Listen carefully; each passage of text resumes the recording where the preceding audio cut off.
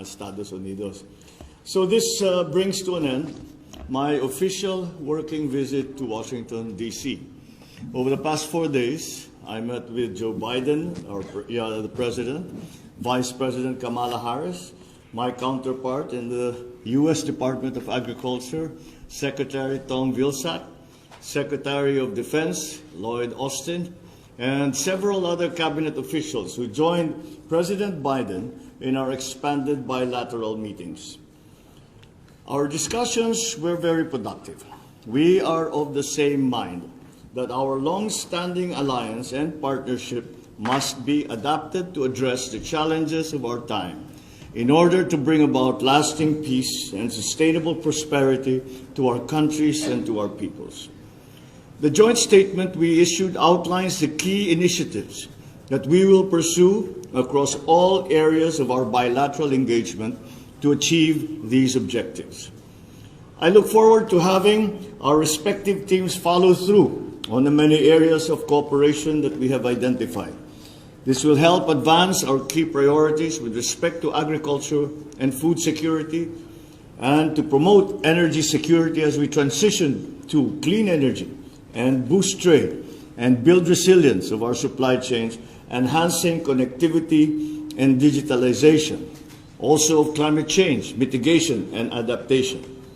In addition to existing bilateral policy dialogue platforms and working groups, we agreed to institutionalize a ministerial-level study group to advance cooperation on climate-smart agriculture, which I myself will lead. I also met with quite a few U.S. companies, both those looking to further expand their already valuable presence and operations in the Philippines, and those looking to invest in our country for the first time. They are all committed to be part of this development journey that we have embarked upon. We returned to the Philippines with over $1.3 billion in investment pledges that have the potential to create around 6,700 new jobs for Filipinos within the country. When realized, these investments will support our country's economic recovery efforts and further strengthen the foundations of our economic environment. We expect even more investment that will lead to materialize once these companies firm up their plans. Nevertheless, the interest is a welcome sign of their trust and confidence in the Philippines as an investment destination. Together, we will be working on addressing some of our key economic challenges, particularly food, energy, and health security, digital connectivity, and the cross-cutting issues of climate change and pandemic preparedness. The discussions that we had with the U.S. business community also affirmed the optimism which international investors view the Philippines today. It was with great pride that I received their praises for the talent, ingenuity, work ethic of Filipinos. This has become the main driving force for bringing their investments to our country. We also welcome all the initiatives to expand collaboration with the Philippine government and our universities to support the continued growth of local talent. These, complemented by our game-changing economic reforms, will serve as a firm foundation for an indomitable partnership.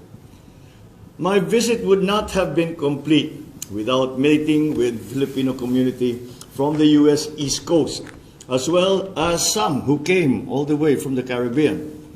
I thank them for their contributions to the communities in the Philippines and in the United States. They continue to bring honor to our country in the practice of their chosen professions.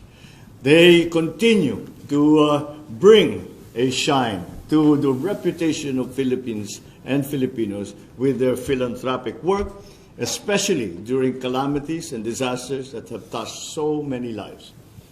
I urge our fellow kababayans here in the East Coast to continue to be our partners in promoting the country for tourism and investments.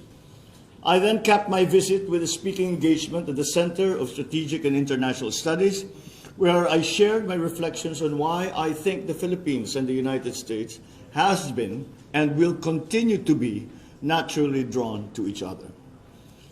Beyond our treaty alliance, we are bound by shared values and our commitment to mutual prosperity. I underscored my main message during this visit. The Philippines and the United States will have to forge closer economic ties and ensure that our bilateral partnership works for our people. That will bring a truly important alliance, a truly valuable partnership, and a continuing friendship into the 21st century.